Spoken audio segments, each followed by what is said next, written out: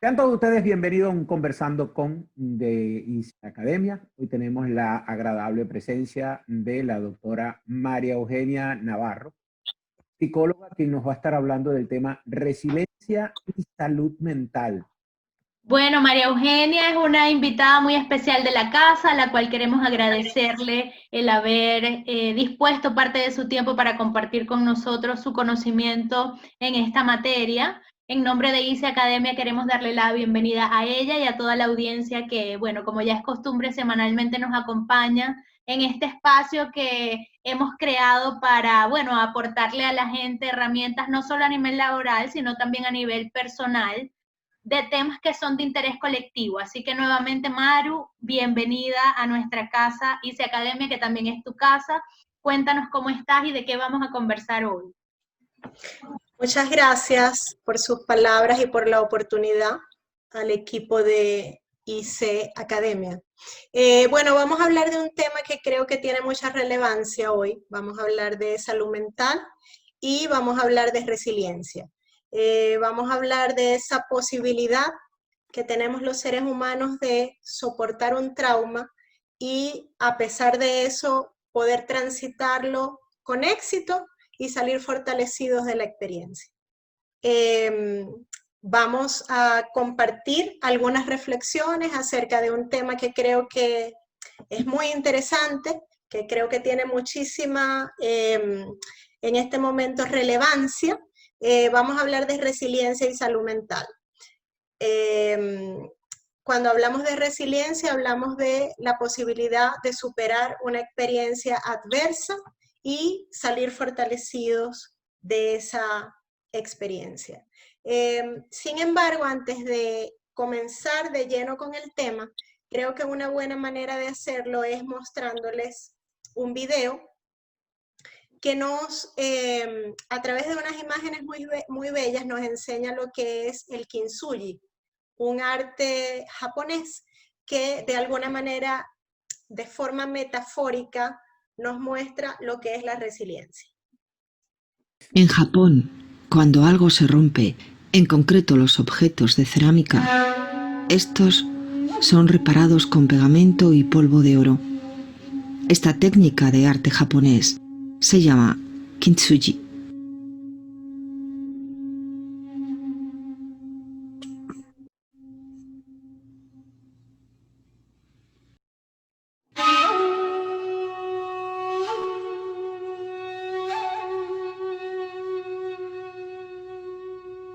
Los japoneses creen que cuando algo ha sufrido un daño y tiene una historia, se vuelve más hermoso. Por eso reparan los objetos rotos con oro. En lugar de tratar de ocultar los defectos y grietas, estos se acentúan y celebran. Se han convertido en una prueba de la imperfección y la fragilidad, pero también de la resiliencia, la capacidad de recuperarse y hacerse más fuerte. Ciertamente la filosofía oriental nos muestra de una manera poética qué es ser resiliente.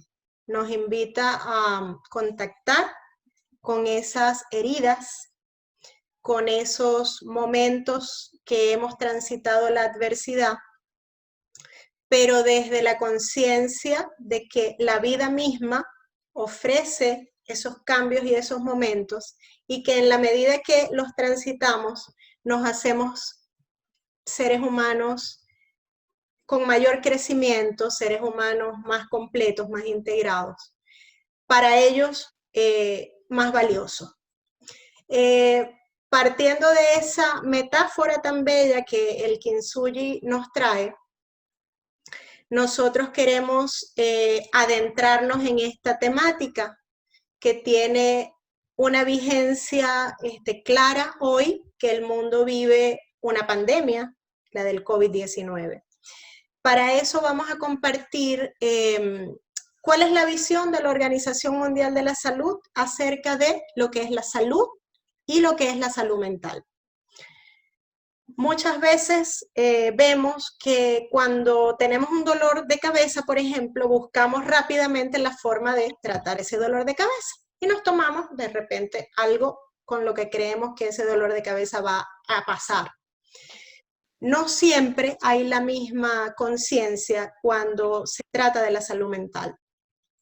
En este momento, el mundo está expuesto a cambios importantes de lo que era nuestra dinámica normal, por decirlo así. Y estamos expuestos a una situación que podemos llamar crisis, una situación de crisis global.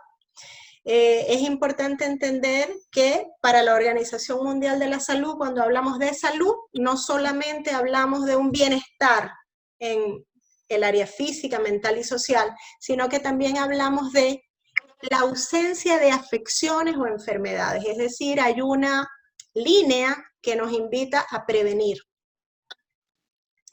Cuando hablamos de salud mental, hablamos de que una persona es capaz de conocerse, de reconocer sus habilidades, de saber con qué cuenta para enfrentar los estresores que también son naturales en la vida y que sea capaz de aportar algo a la comunidad de la que forma parte. Entonces, bajo esas directrices, el proceso de resiliencia hoy es parte de lo que podemos llamar calidad de vida y fomento de la salud mental. A lo largo de la presentación vamos a ver algunos ejemplos de personas que han sido resilientes. Y bueno, vamos a encontrar un material que pienso que es muy sencillo, del que podemos disfrutar y que de repente para las personas que son más visuales les permite como fijar información. En este caso estamos hablando de la definición de resiliencia que nos plantea Grotberg. Ella dice que es la capacidad que tenemos los seres humanos de hacer frente a una adversidad, pero no solamente hacer frente a una adversidad, la posibilidad de aprender de esa adversidad, de superarla y además de transformarnos. Cuando nosotros leemos acerca de la resiliencia, hay una palabra que se me viene a la mente: metamorfosear. Es como que somos, en la medida que vivimos el proceso, también vivimos cambios y vivimos una metamorfosis. Aquí vemos una foto de alguien que, bueno, dentro del mundo de la resiliencia es muy importante, un gran teórico, Boris Cyrulnik. Algunos lo llaman el padre de la resiliencia. También hoy es asesor del presidente de Francia, de Macron. Pero resulta que Boris Cyrulnik, a los 7 años, le tocó sobrevivir a la Segunda Guerra Mundial, le tocó perder a sus padres en los campos de concentración y le tocó sobrevivir a hogares de acogida, le tocó huir con solo 7 años. Una enfermera lo escondió, lo colocó debajo de un cadáver y el niño así pudo pasar desapercibido. Ese niño hoy está escribiendo acerca de cómo los seres humanos podemos lograr superar situaciones adversas. Hablábamos al principio de que la propia vida tiene momentos que nos empujan a luchar, a superar, ¿no? A enfrentar.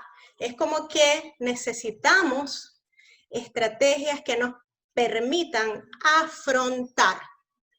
Resulta que esas situaciones, bueno, hay un sinfín de situaciones, yo simplemente plasmé algunas. Algunas que pueden darse, por ejemplo, dentro de la familia, que pueden requerir que nosotros seamos resilientes. Podríamos hablar de la muerte de un familiar, del divorcio, de una enfermedad, del abandono, de una repatriación.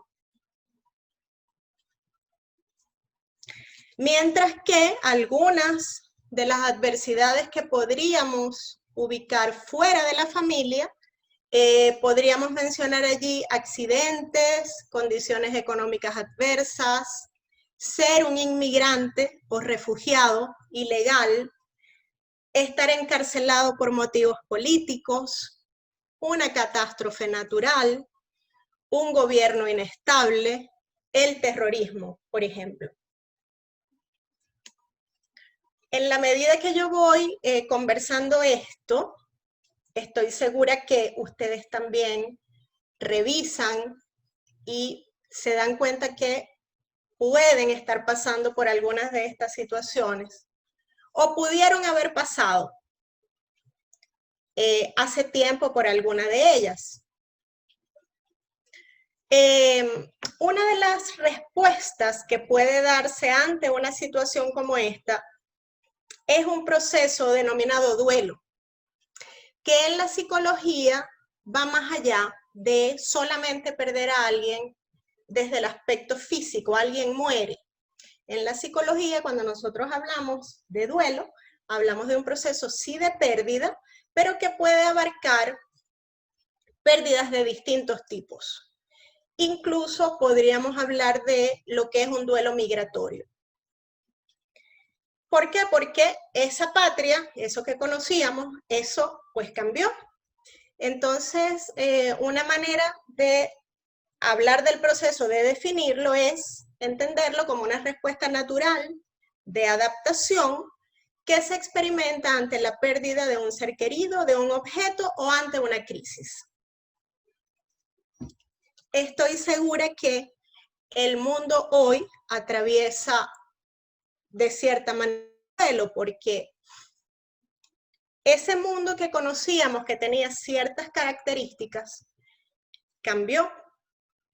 Incluso ya nos está tocando adaptarnos y dar respuestas sin tener mucho tiempo para pensar, porque así son las crisis, nos empujan a responder. Sin embargo, es muy importante detenernos a sentir, detenernos a pensar y a entender qué estamos viviendo. Bueno, aquí tenemos otra imagen de alguien que no necesita presentación, que también definitivamente logró desarrollar la resiliencia, y lo tenemos como una imagen que nos ayuda a entender cuáles son los factores con los que las personas cuentan que pueden ayudarnos a ser resilientes. En este sentido, les quiero contar que los factores de resiliencia que están en este material no son los únicos. Lo estamos haciendo más para que pedagógicamente tengamos como una concreción, pero tenemos muchos más. Entonces, dentro de esos factores que ayudan a una persona a ser resiliente, uno de ellos es la introspección, esa capacidad que tenemos de contactar con nuestro propio mundo interior. ¿Ok? ¿Cómo es la relación que tenemos con nosotros mismos? La independencia es otra de las características de la gente resiliente. ¿Ok?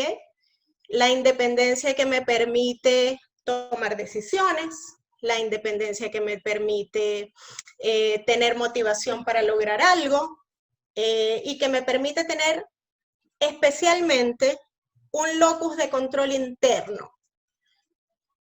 Mis decisiones y mi criterio básicamente parte de mí mismo. No tiendo a responsabilizar a otros de mi realidad. La capacidad de relacionarnos es clave, porque resulta que no podemos ser resilientes en soledad. La resiliencia se activa con otra persona o con otras personas. Y por eso se habla de los tutores de resiliencia. Los tutores de resiliencia son aquellas personas que son capaces de aceptar incondicionalmente a esta persona que vive la adversidad. Es decir, todos tenemos uno o más tutores de resiliencia. Esa persona que para mí es significativa, esa persona que me acepta, y me ayuda a seguir adelante. La iniciativa es otra de las características o de los factores con los que contamos para desarrollar resiliencia. El humor. El humor es una característica propia de las personas inteligentes, porque tener la posibilidad de convertir una experiencia difícil, adversa, en algo cómico, en darle de repente un giro que nos permita hacer un chiste de esa situación, o darle la vuelta y tratar de verle el lado positivo, el lado humorístico a la situación, definitivamente es de personas inteligentes. En ese sentido, yo creo que haber nacido en Venezuela me permite conectarme muchísimo con el humor, que creo además que lo hemos empleado para transitar colectivamente estos eventos que nos ha tocado transitar como país. La creatividad sin duda es un factor súper importante porque nos permite buscar como otras salidas, como otras alternativas, ¿no? Incluso muchos ejemplos nos muestran que en ocasiones las situaciones adversas son el caldo de cultivo perfecto para las vocaciones artísticas. Por eso vemos a muchos artistas que buscan a través de su obra representar lo adverso, representar lo que ha sido traumático, ya sea a nivel individual o a nivel colectivo. Entonces, pues nos dejan ese legado, su obra. La moralidad entendida como la ética que me permite entender cómo puedo yo desde mi participación individual aportar para el bien colectivo. Y uno de los factores que es la base, pudiéramos decir que es el pilar de los demás factores, que es el autoestima, ¿ok? El amor propio, la confianza en mis habilidades, la relación con mi persona, el respeto, es al fin y al cabo lo que me mueve a seguir adelante. Les decía que podemos encontrar también como factores de resiliencia algunos muy importantes como el amor, ¿ok? El amor de pareja sano puede ser un factor de resiliencia. El sentido de vida, tener un sentido de vida es fundamental también para lograr procesos resilientes. La fantasía puede funcionar también como un escape y de alguna manera se relaciona a la creatividad. En la medida que vamos hablando de estos factores, yo estoy segura que muchos de ustedes dicen, como no, sí, yo tengo muchas de esas habilidades, incluso otras que no están allí, pero que sé que las he puesto en marcha ante situaciones difíciles. Bien, decíamos que la resiliencia no se da en soledad, se da desde la posibilidad de tejer lazos, de tejer vínculos sanos. Por tanto, los contextos que rodean al individuo también pueden promover la resiliencia.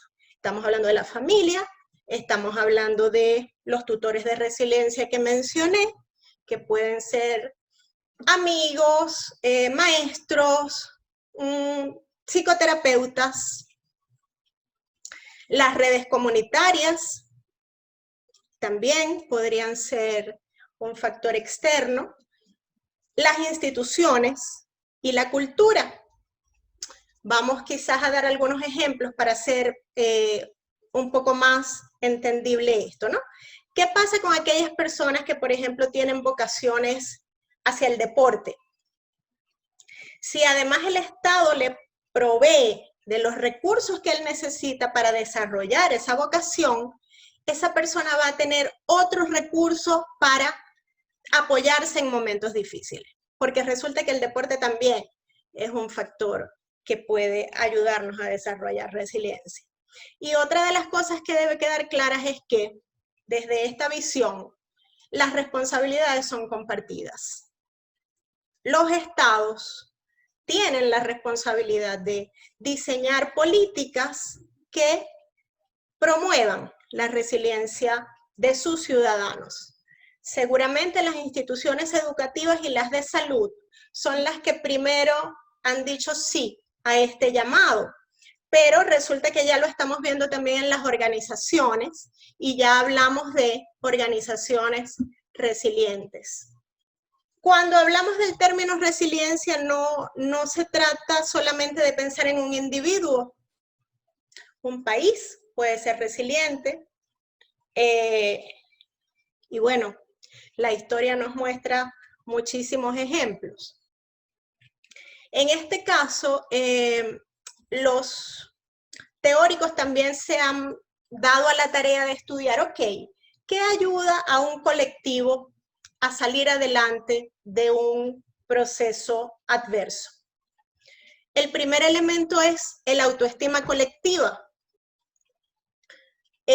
¿Cómo es esa forma que tienen esos ciudadanos de conectarse con sus raíces? ¿Es positiva? ¿Hay un sentido de pertenencia? ¿Hay amor hacia ese lugar? La identidad cultural, esas raíces que tenemos todos en común y que, por ejemplo, activamos cuando estamos fuera de Venezuela, los que somos venezolanos de la diáspora, y decimos, voy a oír a Simón Díaz porque me provoca oír música venezolana, voy a oír gaita en Navidad. Es muy fuerte el recurso de la identidad cultural a la hora de que un pueblo asuma una adversidad y la transite en colectivo.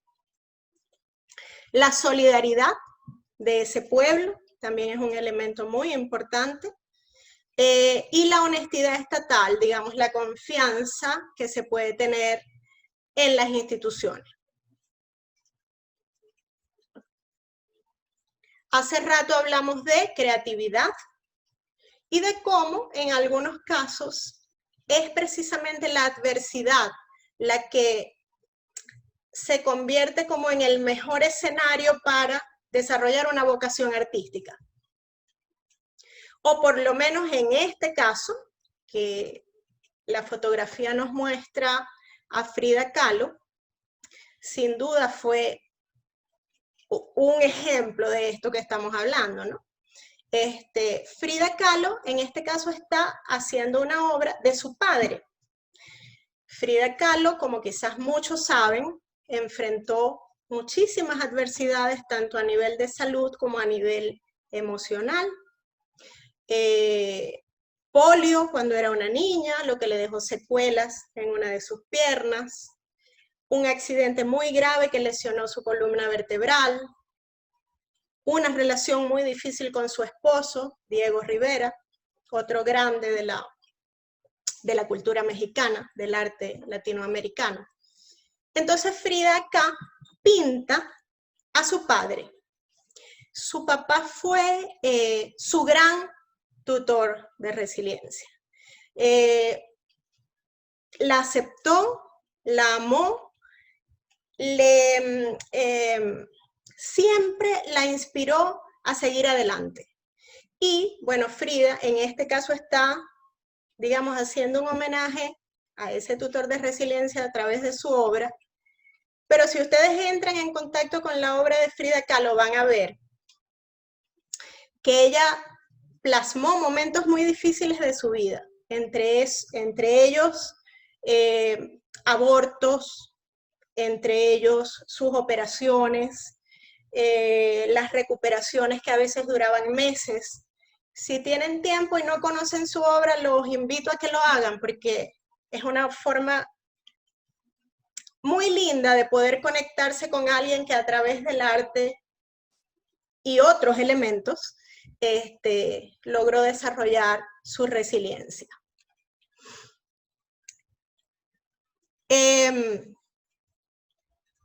Por aquí dejo como una anécdota, que creo que es muy potente, una imagen que nos podemos hacer al leerla, de un momento que debió ser y que sabemos que fue muy trágico.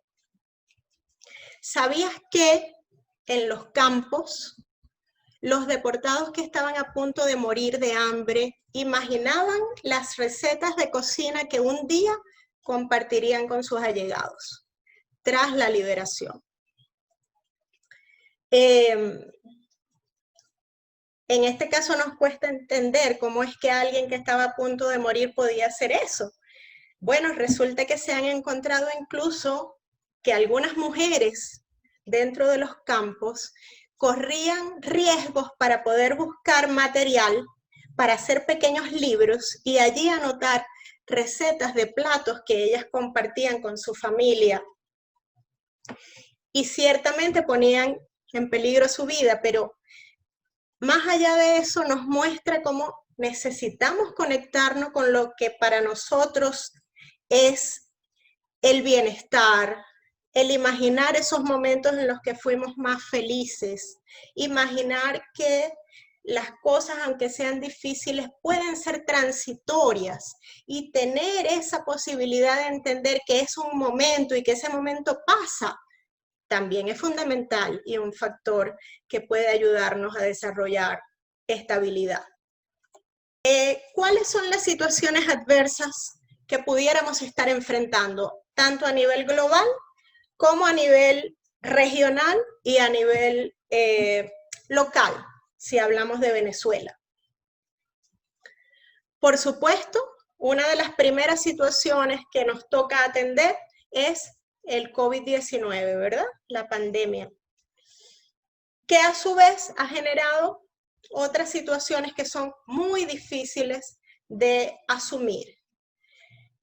Una de ellas es el aislamiento, otra el manejo de la incertidumbre, porque más bien nos enseñan es a que debemos tratar de controlar y de saber la mayor parte de las situaciones, saber todo lo que podamos, tener todas las respuestas.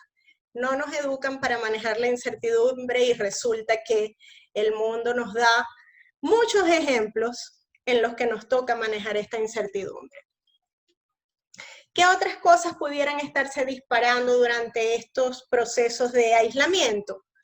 Ansiedad, procesos de duelo también, porque hemos visto que muchas personas, en el ejemplo más grave, han perdido familiares y ni siquiera han podido despedirse. Ya sabemos cómo se activan todos los protocolos. Pero además de eso, como lo decíamos al principio, el mundo como lo conocíamos cambió. Y eso también implica un duelo. Y además un duelo global, ¿ok? ¿Qué pasa cuando las personas están en aislamiento? Que es posible que ese contacto permanente, no poder salir, enfrentar esta crisis, esta ansiedad, este miedo, haga que los conflictos que estaban allí latentes, emerjan.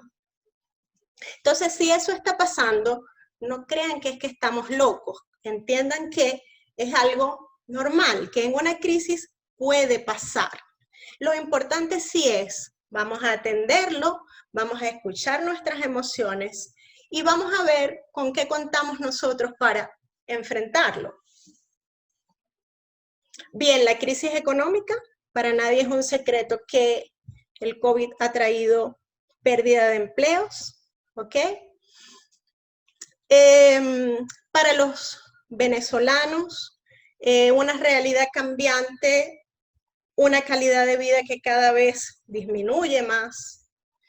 La diáspora venezolana a su vez ha traído otras consecuencias. En este caso, definí las consecuencias que pueden ser llamadas adversas, ¿ok? No significa que todas las consecuencias son adversas, sino que estamos analizando el tema de resiliencia y necesitamos entender a qué nos enfrentamos. Las separaciones familiares son una de las consecuencias de esta diáspora, el duelo colectivo que vive el país, porque los que están fuera y los que están dentro viven una situación parecida, seguramente en diferentes fases, porque el duelo también se vive por fases, pero ciertamente el país entero enfrenta una situación que es traumática. La inmigración ilegal puede provocar mucha incertidumbre, mucha angustia. Esa diáspora también puede traer lo que hoy entienden los psicólogos como síndrome de Ulises, ¿no? Ese Ulises, héroe de la literatura clásica, que desea volver a su patria. Bueno, cuando hablamos de un inmigrante que está viviendo todo ese proceso de adaptación, a veces puede ser un proceso muy difícil y de esa manera se está categorizando síndrome de Ulises. La verdad es que naturalmente las personas tienen las herramientas como para procesarlo. De todas maneras, siempre es importante entender que si sentimos que solos no podemos, debemos ser responsables y buscar la ayuda que necesitamos. Es importante que nos hagamos como preguntas, ¿no? Que a la vez pueden servir de reflexión para este proceso que estamos tratando aquí de tejer. ¿Creemos que hemos afrontado alguna vez la adversidad? ¿Consideramos que hemos sido resilientes? ¿Esas experiencias pasadas nos han dejado algún aprendizaje a nivel emocional? ¿Cómo describirías tu situación hoy? ¿Qué recursos personales podrían ayudarte hoy a transitar esta época? ¿Qué recursos externos pueden apoyarte en ese tejer resiliencia, ¿no? ¿Qué hay a tu alrededor que te puede ayudar a que un proceso resiliente se desarrolle? Me gustaría que pensaran un poco en esto. En algún momento de nuestro compartir podrán, el que quiera, darme algunas de sus reflexiones al respecto. Incluso, si alguno quiere incluir alguna otra observación o pregunta, también puede hacerlo. ¿Tienes tutores de resiliencia? ¿Has sido tú un tutor de resiliencia?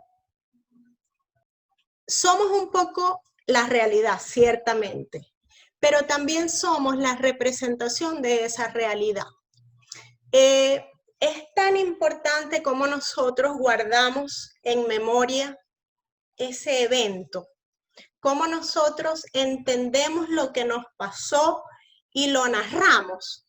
Por ejemplo, de repente alguno de ustedes tuvo una ruptura en algún momento de su vida y hoy les toca recordar esa ruptura y contarla. ¿Cómo la cuentan esa ruptura? ¿La cuentan de manera digna, de manera positiva, o el contenido es más bien negativo? ¿Qué pasa cuando hablamos, por ejemplo, del proceso de Venezuela? ¿Lo hacemos desde el optimismo, desde la esperanza, o por el contrario lo hacemos desde un túnel donde todo se ve oscuro? Entonces, Boris Cyrulnik decía que realmente los eventos los vivimos dos veces.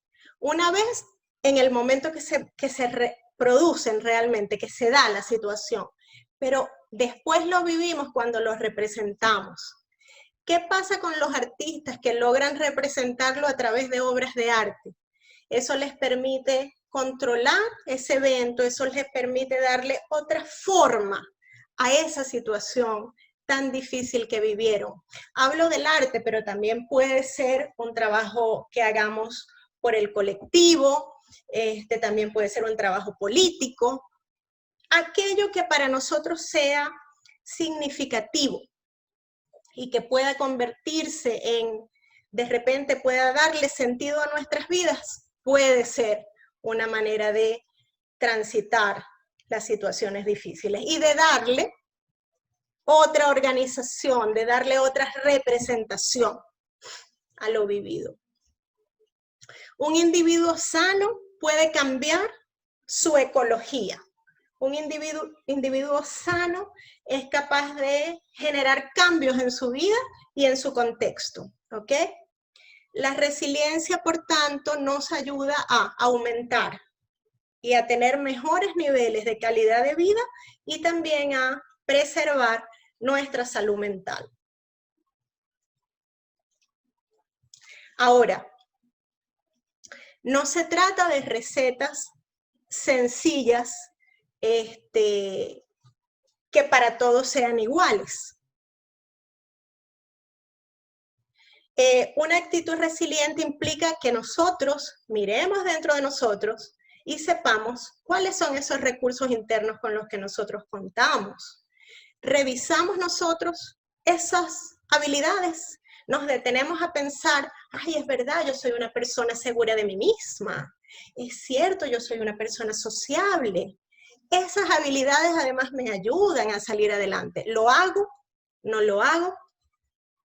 Entonces, esta actitud resiliente implica que yo me mire, que yo me descubra, que yo me sienta seguro de que cuento con esos recursos, que yo los ponga, que yo los despliegue para transitar los momentos difíciles.